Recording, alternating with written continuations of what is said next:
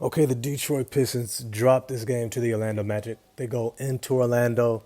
Orlando playing without Paulo Banchero. The Pistons playing without Cade Cunningham. This was the first game that Asar Thompson was available to play. And I have to say, I was watching it specifically because I wanted to see Asar Thompson. And boy, was I disappointed. Coach JB Bickerstaff, you know, owner of this process right now. I want to rock with him. I wanted to trust him. I wanted to hold out and be like, hey, he knows his team, he knows his guys, he knows what he's doing. But I was a little disappointed in this game, and I'm going to dive into it. But first, this video is brought to you by Bridges and Stones Family and Relationship Care.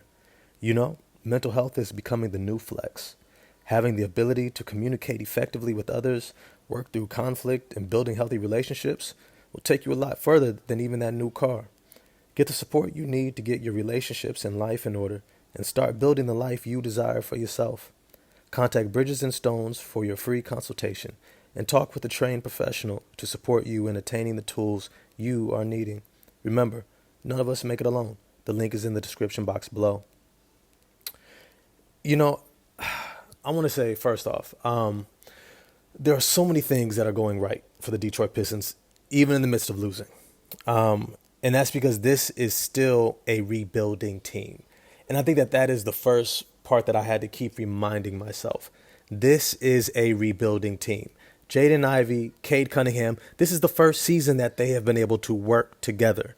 Two high-level talents that look like cornerstones for a potential championship-run team are still trying to figure it out. They've dealt with so many injuries throughout the first couple of seasons. This is the first time that they've been on the court together, been able to coincide within an offense, within a scheme, within a set of supporting cast team members that are suited for them and allowing them to both play at a maximum. So I have to tell myself that, you know what, despite them not playing at the level as a team that I wish they was, because, hey, I want to see them win. I also have to remember they're building something and you can't skip steps. You cannot skip steps. Let me start off with the first thing that I actually appreciate about what I saw from Jaden Ivey. He was not really forcing the ball and making bad decisions.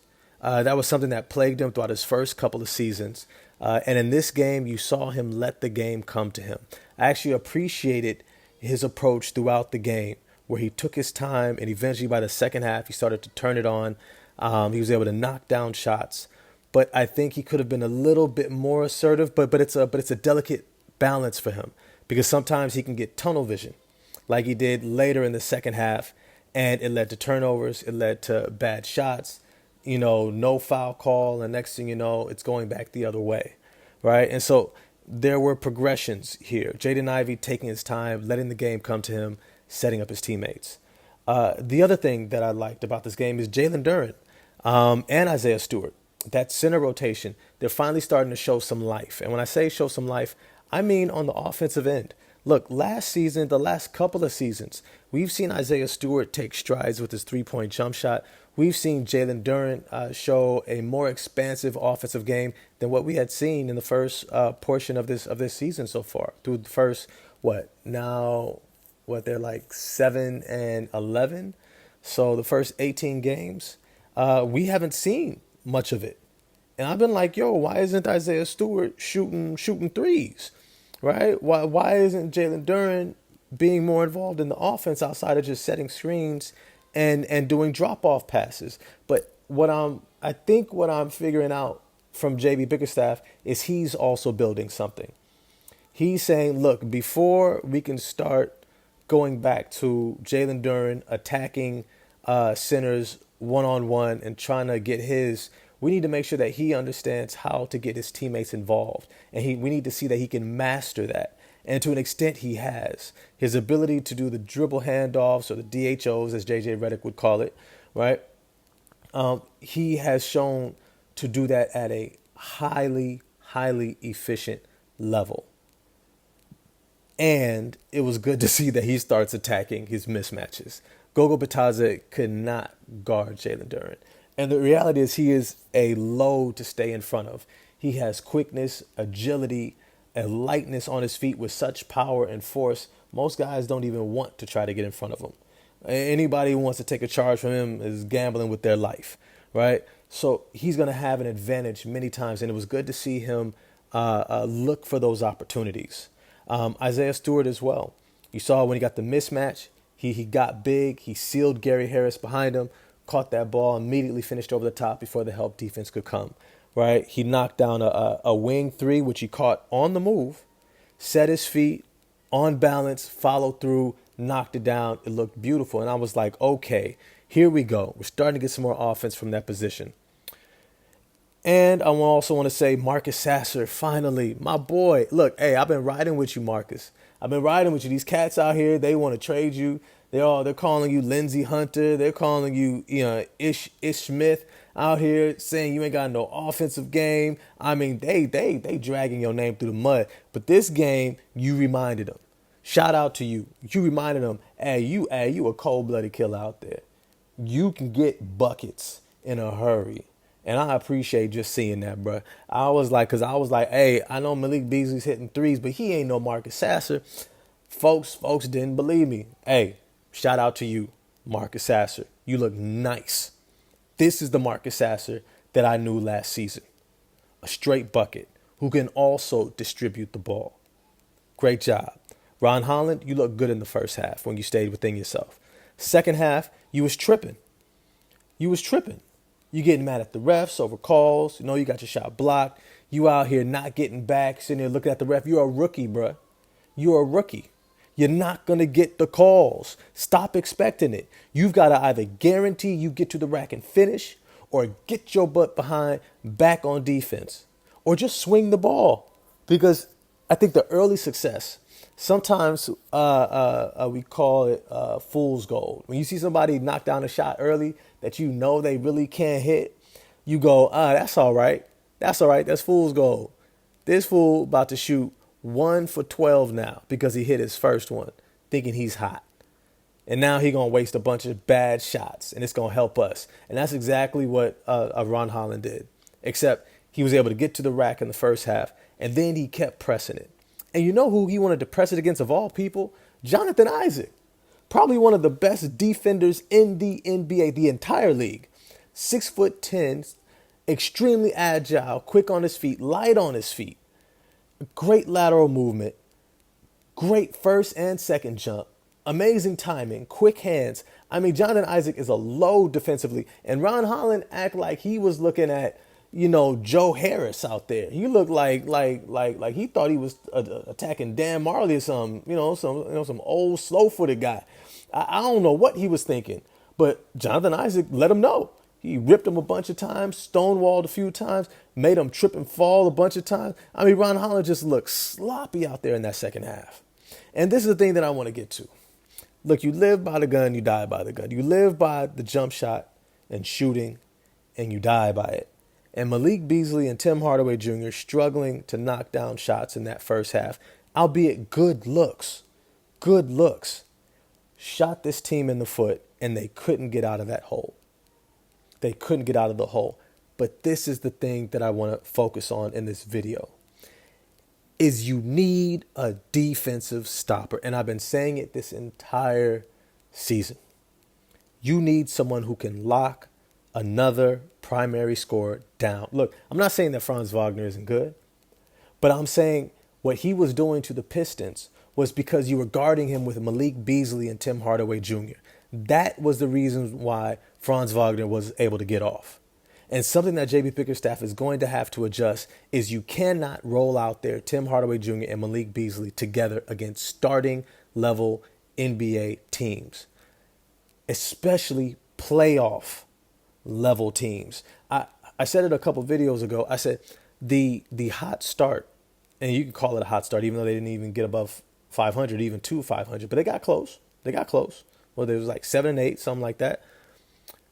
But the fact that they got off to this hot start and caught a lot of people by surprise, it's kind of backfiring because it put them up in the standard in the standings, to where a lot of these playoff teams who just had slow starts are looking up at them and going, "Oh, that's food.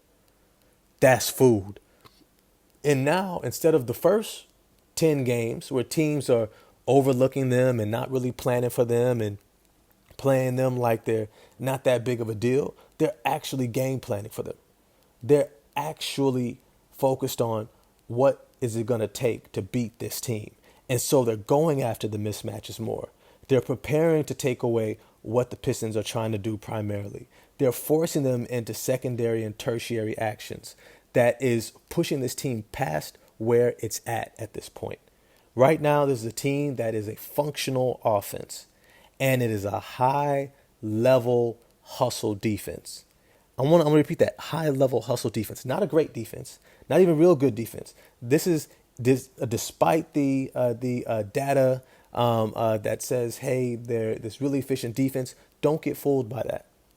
Don't get fooled by that. They have been having an efficient defense based upon the ability to give great effort when the other team is not. We saw that Lakers game. I saw it. I saw the Heat game. All right, I'm watching these teams stroll into Detroit and just be like, whatever. Can't wait to get out of here. This weak team, we don't care. And then all of a sudden, Detroit jumps all over them.